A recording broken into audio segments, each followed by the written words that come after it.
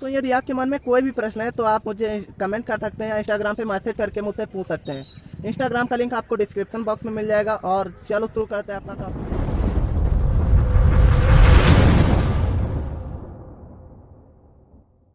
Sine x है तो हम क्या करते हैं, इसमें से कॉस कॉमन ले लेते हैं।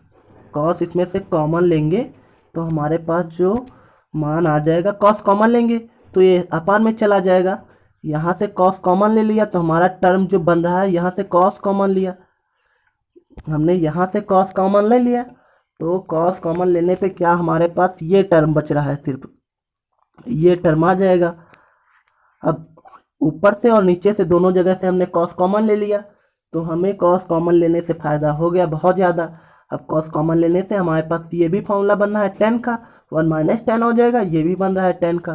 तो कॉस को कॉमन लेने पे हमारा जो है यही आ जाएगा। अब कॉस कॉमन लेंगे कैसे, तो इसके लिए यदि हम कॉस इसमें से बाहर निकाल लेते हैं और इसमें बचेगा 1 - साइन थीटा, यानी एक्स अपान, उसमें से भी कॉस कॉमन ले लेते हैं तो उसमें भी बचेगा 1 - साइन एक्स अपान कॉस, और इसमें भी कॉस आ जाएगा। अब ये कॉस एक कॉस कट जाएगा तो हमारा जो वैल्यू होगा ये आ जाएगा। वही हमने यहाँ पे किया है। अब ये वैल्यू जो हमारी बन रही है वो बन रही है, ये ऊपर की वैल्यू बन जाएगी 1 - 10 एक्स और ये 1 + 10 एक्स बन जाएगी। तो यहाँ पे हम जो है 1 + 10 एक्स 1 - 10 एक्स, ये फॉर्मूला यहाँ पे बन रहा है। देखो tan इनवर्स का ये फॉर्मूला बन रहा है। देखो tan x - y और 1 - xy, ये फॉर्मूला बन रहा है tan इनवर्स x - y का। तो यहाँ पे ये x इक्वल जो रखा गया है वो 1 है और y इक्वल जो रखा गया है वो tan x है। y इक्वल जो रखा गया है वो है tan x। अब हमने वही यहाँ पे पुट कर दिया, ये हमने पुट किया तो अब हमारे पास क्या है, ये tan और ये tan कट जाएगा तो हमारे पास जो वैल्यू आ जाएगी वो आ जाएगी हमारे पास वैल्यू π/4। अब π/4 कैसे आया, अब π/4 आपने ये सुना होगा, tan इनवर्स 1 और 1 का मान कितना होता है, tan π/4। अब देखो हम यहाँ पे सॉल्व करके दिखाते हैं। tan π/4 होता है, यानी कि tan इनवर्स ऐसे ही लिख देते हैं और उसका मान होता है tan π/4। अब ये tan कट जाएगा यानी हमारे पास बचेगा π/4। तो हम वही करते हैं, यहाँ पे π/4 यहाँ पे पुट कर दिए और यहाँ पे ये tan कटने पे हमारे पास बचा था एक, यानी हमारा यही आंसर हो गया। अब चलते हैं अपने नेक्स्ट क्वेश्चन की तरफ। इसमें भी हमें क्या है, सिंपल फॉर्म में इसे लिखना है। और सिंपल फॉर्म में लिखने के लिए इसमें हमें क्या है, पुट करना पड़ेगा, x इक्वल भी पुट करना पड़ेगा और इसे इजीली सॉल्व कर सकते हैं। देखो यहाँ पे हम क्या करते हैं, सपोज करते हैं x equal a sin theta put कर देते हैं। अब x equal a sin theta put करने पे हमें जो प्राप्त होगा वो होगा, ये वैल्यू हमें नीचे प्राप्त हो जाएगी, लेकिन हमें पहले पुट करने पे इसे भी सॉल्व कर लेते हैं। यहाँ पे हमने जब पुट किया x equal a sin theta, यानी a जो है x के नीचे आ सकता है तो ये x अपान a हो गया और इक्वल में sin थीटा। अब हमें क्या करना है, इसे sin थीटा को हमें थीटा इक्वल वैल्यू चाहिए, क्योंकि लास्ट में थीटा इक्वल हमें वैल्यू लेनी होती है। तो थीटा इक्वल आ जाएगा sine inverse x upon a। अब हम चलते हैं इसे सॉल्व करने के लिए आगे। अब इसे हम सॉल्व करने के लिए इसमें हम वैल्यू पुट करते हैं। यहाँ पे x equal a sin theta रख दिया और यहाँ पे x equal a square sine square theta रख दिया। हम यहाँ पे रखने के बाद ये क्या होता है, इसमें से a जो है कॉमन मिल जाएगा, a कॉमन मिल गया यानी ये और ये कट जाएगा, ये दोनों a कट जाएंगे, ये भी a कट जाएगा। हमारे पास जो वैल्यू और ये जो अंदर रूट में है ये बन सकता है cos थीटा, यानी cos थीटा कॉस थीटा, यानी अब हमारे पास जो वैल्यू प्राप्त हो रही है ये कटने के बाद ये कट जाएगा, ये कट जाएगा, साइन थीटा अपन कॉस थीटा, यानी इससे हम लिख सकते हैं टेन थीटा, टेन थीटा। और हमने वही यहाँ पे लिख दिया है टेन थीटा, और टेन में हमें चेंज भी करना था, तो यहाँ पे टेन थीटा और tan theta tan inverse cut जाएगा, तो हमारे पास बचेगा थीटा, और थीटा की वैल्यू हमने ऊपर निकाली है, तो थीटा की वैल्यू जो है साइन इनवर्स एक्स अपान ये, हमारी यही आंसर हो गया। अब हम चलते हैं अपने नेक्स्ट क्वेश्चन की तरफ। इसमें भी क्या है, सिंपल फॉर्म में सॉल्व करना है, इसमें भी सिंपल फॉर्म में इसे लिखना है। अब सिंपल फॉर्म में इसमें भी क्या करते हैं, पहले पुट कर देते हैं, 3a² x minus x cube है, इसमें भी हम क्या करते हैं, पुट कर देते हैं। अब पुट करने का फ़ायदा ये रहता है, क्वेश्चन जो है इजीली हम सॉल्व कर सकते हैं। अब हम इसमें पुट करने के लिए क्या करते हैं, इसमें पुट कर देते हैं,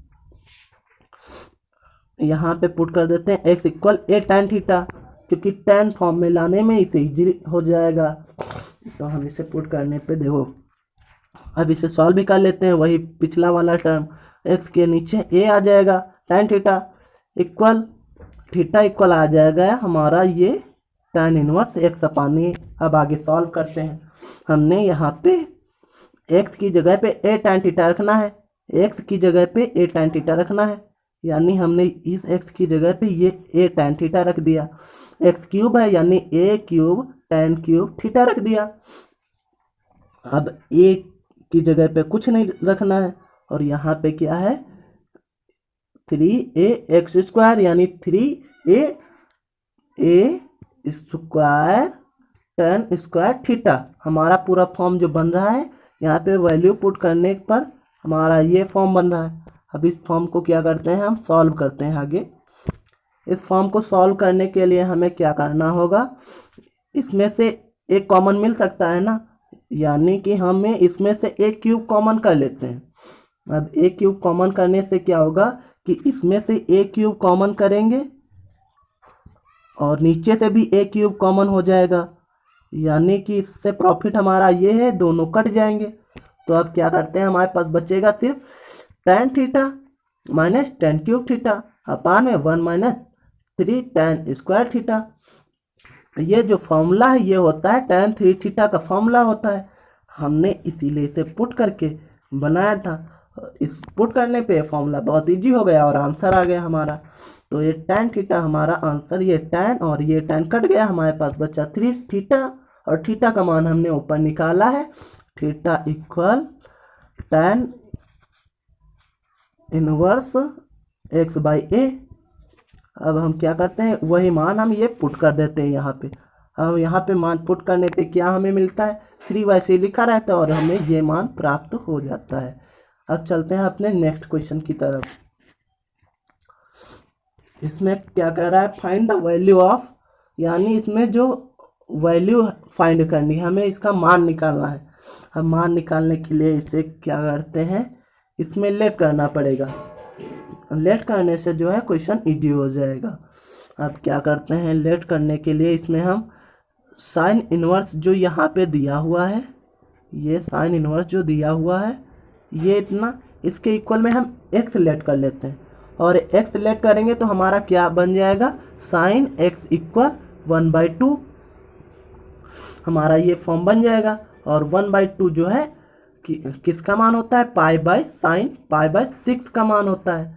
अब हमें यही मान निकाल लिया है। अब चलते हैं हम आगे, यानी कि हमारे पास जो आंसर आएगा साइन इनवर्स 1/2 इक्वल आएगा, वो आएगा पाई/6।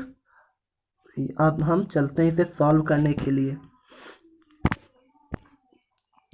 सॉल्व करने के लिए हम क्या करते हैं, इसमें यहाँ पे ये जो मान निकाला है तो अब यहाँ पे पुट किए। अब मान को पुट करने पे क्या हुआ, tan इनवर्स 2 cos, ये यहाँ पे इसके लिए थीटा के इक्वल है। अब हमने जो मान निकाला था वही मान यहाँ पे पुट किया हुआ है, तो ये जो फॉर्म बन रहा है यहाँ पे, ये मान हमने जब पुट किया पाई/6 यहाँ पे मान पुट किया, तो यहाँ पे 2 से ये 3 कट जाएगा, यानी पाई/3 आ जाएगा। और इसे सॉल्व करने पे 2 cos पाई/3 यानी ये हमारा tan थीटा के इक्वल में आ जाएगा। अब इसे हमें क्या करना है, 2 cos π/3। अब cos π/3 का हमें मान रख देना है, और cos π/3 का मान होता है 1/2 होता है। अब यहाँ पे हम 1/2 मान रख देते हैं। 1/2 मान रखेंगे तो ये 2 और ये 2 कट जाएगा।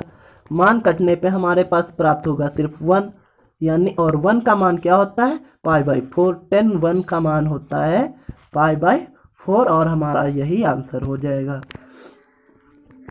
अब हम चलते हैं अपने नेक्स्ट क्वेश्चन की तरफ। इसमें भी क्या कह रहा है, इसमें भी हमें वैल्यू फाइंड करनी है। अब इसमें भी वैल्यू फाइंड करने के लिए इसमें भी क्या करते हैं, इसमें तो डायरेक्ट एक फॉर्मूला बन रहा है। डायरेक्ट मतलब आपने पढ़ा होगा ऊपर, ये देखिए tan इनवर्स A और cot इनवर्स A, ये यहाँ पे आपने फॉर्मूला पढ़ा होगा, बहुत इजीली समझ सकते हैं। ये फॉर्मूला जो बन रहा है वो इसके इक्वल क्या होता है, π/2 होता है। tan इनवर्स ये से यहाँ पे A कर देते हैं, यानी यहाँ पे π/2 और इसकी जगह पे हम रख देते हैं π/2, ये वाला मान यहाँ पे रख देते हैं, यानी यहाँ पे रखा।